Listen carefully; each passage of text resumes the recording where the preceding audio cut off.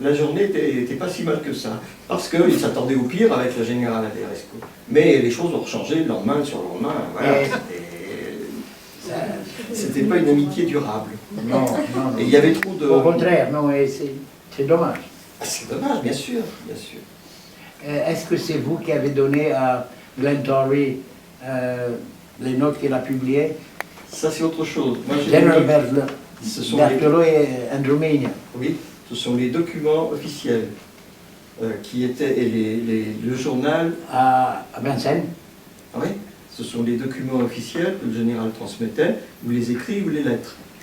Mais Moi, j'ai les documents, les lettres intimes qui notaient, alors... excusez-moi, M. Berthelot, c'est de la mais dynamite. dans le volume, il y a des lettres envoyées à une nièce Oui. et un neveu, je crois. Ça, c'était pas officiel. Donc, Non, Torrey a dû les trouver quelque part. Et je me demandais où. Ça, c'était les lettres, ça fait partie du courrier qui a été envoyé à Nervieux. Ah oui, à travers le Voilà. paquet. Oui. Donc là, les lettres ont été après une partie de la famille, mais les notes que j'ai, dont j'ai hérité, n'ont pas été imprises. Non, c'est inédit, et il ne voulait pas que ça soit imprimé 30 ans après sa mort. Vous pouvez maintenant les imprimer. Oui, Ce serait, oui. Ce serait un grand service rendu à l'historiographie. C'est l'objet de la conférence du 20 février. À laquelle j'arriverai alors. Malheureusement, je ne serai pas ici. C'est quand? Le 20 février. Je ne suis pas ici. On vient difficilement en France actuellement. Et on va difficilement en Roumanie aussi. Je suis allé le mois dernier, il y a 2 mois. Est-ce à moi que vous en parlerez, hein? Donc j'ai pu goûter la gastronomie. Là aussi, j'en sais en parler. Non, mais c'était... Et il est resté un symbole en Roumanie. Même à présent, c'est un symbole de la France et de l'amitié franco-roumaine, parce qu'il a énormément fait pour les Roumains, et nous, on n'oublie pas cela. À présent, j'ai dit, je ne sais pas si vous étiez dans la salle, le village où il avait reçu le domaine à Severchin. Non, pas à Severchin, À côté de Hatzek, tu parles du côté de... C'est dans la banlieue de Hatzek, c'est à 4 km. C'est le village, je ne me rappelle plus le nom, mais ça s'appelle actuellement Berthelot. Non, c'était... Attendez, c'est... Enfin, ça s'appelle maintenant Berthelot. Général Berthelot. Général Berthelot, vous avez dit. Je rentrais... Et puis le manoir a été restauré très très joliment par l'Académie roumaine. Fărcădin. C'est tout à fait remarquable. Fărcădin. Le village s'appelait Fărcădin. Et la rue. Fărcădin s'appelait. Fărcădin. Et quand j'étais élève, à Cluj, il y avait une rue Général Berthelot. Les communistes l'ont toléré jusqu'à ce qu'ils se soient rendus compte que après la fin de la guerre, quand il y avait les troupes françaises et anglaises au nord de la mer Noire qui combattaient les bolcheviks, c'était Berthelot qui était leur chef à Bucarest. Et là, il n'y avait que le général Anselme qui commandait sur le terrain. Mais c'était Berthelot. Quand les bolcheviks s'en sont rendus compte, maintenant ça s'appelle Constance.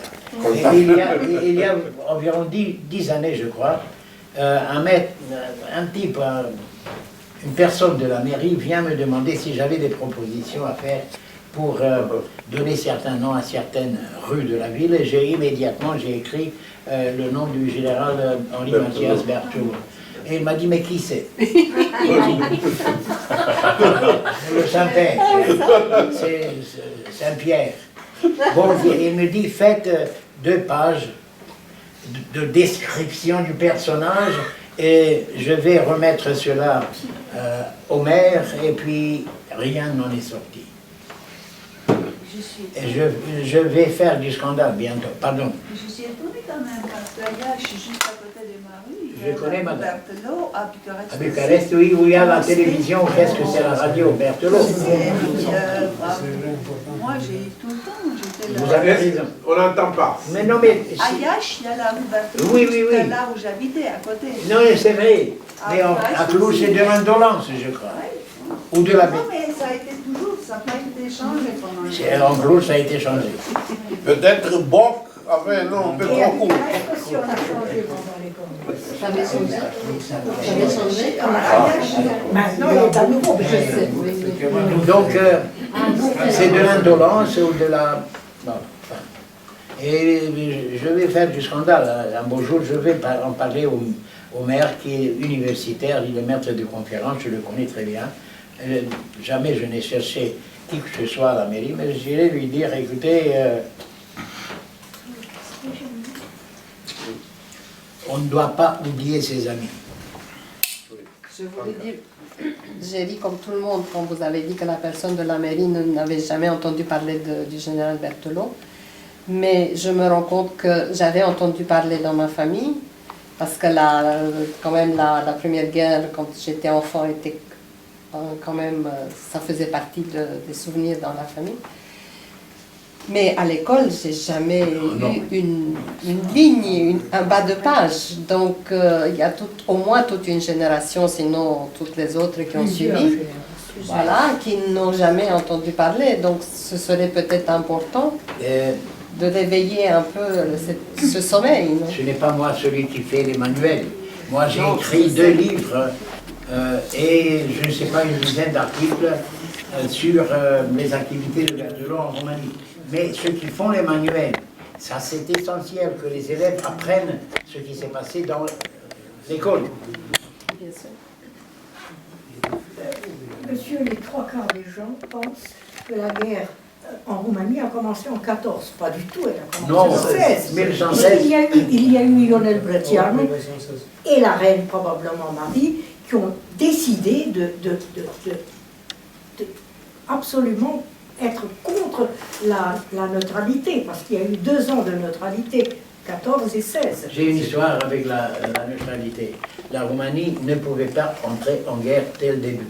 La Roumanie était membre de l'Alliance des puissances centrales. Ah, oui. Depuis à cause du roi, laissez-moi le parler. roi Carole. Non.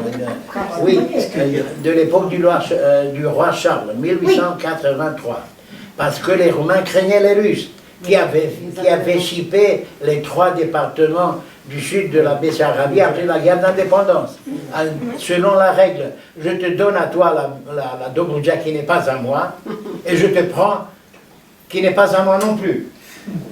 Et c'est pourquoi le gouvernement roumain, surtout le roi Charles, a décidé en 1883 de s'allier aux puissances centrales.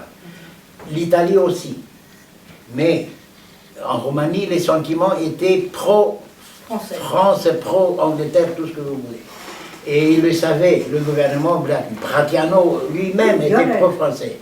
Mais l'armée roumaine n'était pas préparée pour la guerre mondiale. Même en 1816, ça a été un désastre. Vous l'aviez dit. Et la Roumanie a fait une convention en septembre 14 avec l'Italie.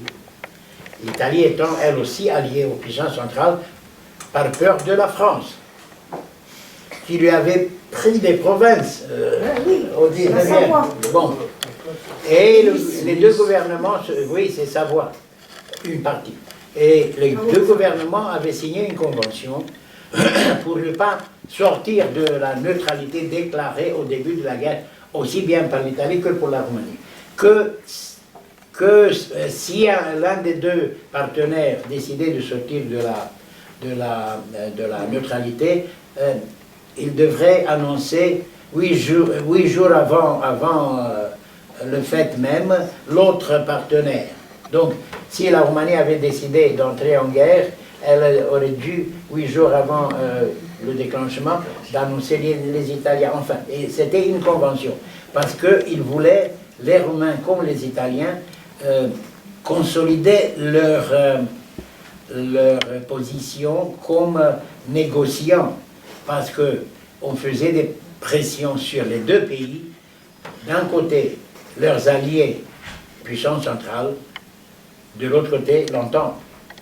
Et les Romains ont eu l'intelligence de répondre aux pressions allemandes quand le roi Charles, le pauvre, ensuite il est mort à peu de temps après, dans le conseil de la couronne. Ce n'est pas casus feudis. Casus Belli signifie vous êtes obligé d'entrer en lutte si votre allié a été attaqué. Et les Romains ont dit ce n'est pas la Serbie qui a attaqué l'Autriche-Hongrie, c'est l'Autriche-Hongrie qui a attaqué la Serbie. Casus Belli n'existe pas. Et ils n'étaient pas bêtes, hein, ils savaient ce qu'ils disaient. Et ils essayaient de préparer l'armée, mais la pression a continué des deux côtés. Et la Roumanie était entrée en guerre en 1916, au mois d'août. Le 17 août, il y a eu le traité, convention militaire et convention politique. Et le 27 août, l'armée roumaine est entrée en guerre à proprement parler. Si la Roumanie avait encore essayé de continuer les pourparlers, de ne pas entrer dans la guerre, il y avait le risque que la guerre continue sans elle et que ses ambitions, qui étaient la Transylvanie et le Banat, etc., tomberaient à l'eau. C'était très compliqué. Mais je voulais vous dire une chose dès le début, mais je n'ai pas eu le temps. Ce n'était pas seulement une question de marchandage. Que les centraux promettaient la Bessarabie et les Roumains, les amis des Français, recevaient des promissions de la part des Français et des Anglais la Transylvanie. Ce n'est pas seulement ça, ce marchandage. Bratiano voulait obtenir, pour signer le traité, des conditions qui garantissent le développement de la Roumanie et son indépendance. Parce que, en 1878, au congrès de Berlin, après la guerre d'indépendance, les Roumains n'ont pas été entendus, n'ont pas été acceptés dans la salle de débat. Et les Russes ont attrapé, ont fait mainmise sur les 3 départements. C'est pourquoi Bratiano, à la fin, quand ce traité a été signé, il a demandé, il a insisté qu'il soit introduit dans le traité une clause. Personne ne sort seul de la guerre. Personne ne fait seul la paix. Afin que la Roumanie ne soit pas laissée de côté si une éventuelle paix intervenait entre les grands. Et il n'était pas bête parce que les Français ont eu des traitements, des essais de négociation avec les Austro-Hongrois en catimini pendant la guerre. Sixte et Xavier de Bourbon, qui était officier dans l'armée belge, parce qu'en France, en tant que membre de la famille de Bourbon, ne pouvait pas être officier. Et Sixte était cousin de Zita, la femme du dernier empereur austro-hongrois. Et il y a eu des négociations. Donc, seulement que cette clause a joué contre les Romains, parce que, comme je vous ai dit, au mois de mai 1918, la Roumanie a signé le traité de paix avec les Allemands et les Austro-Hongrois, parce qu'il n'y avait plus moyen de continuer. Ça aurait été le désastre, le couteau à la gorge. Et à la conférence de la paix, même si la Roumanie est rentrée en guerre le 9 novembre, un jour et demi avant la fin générale de la guerre, et elle est entrée en guerre à l'instigation de Berthelot, qui était venu des Balkans avec d'autres troupes françaises et qui a traversé le Danube. Elle n'a plus été considérée comme alliée conformément à ce traité. Vous avez fait la paix, c'est vous qui avez exigé que cette clause soit introduite. Il est caduc, le traité. Et la Roumanie a été considérée, sous la pression des Français, Pichot et d'autres, et Clémenceau et le maréchal Joffre. Elle est redevenue puissance alliée au mois de janvier 1919. Redevenue puissance alliée. Mais cela n'impliquait pas que, à la conférence de la paix, le traité de 1816 ait pu être pris comme base de discussion. Et pourtant, il n'a pas été respecté. Oui, mais pourtant la Roumanie ne doit pas se plaindre de ce qu'elle a gagné à la conférence de la paix. Pourtant, Bratiano a démissionné à cause de la voiture de Banat. Et il a démissionné, et là il n'aurait pas dû.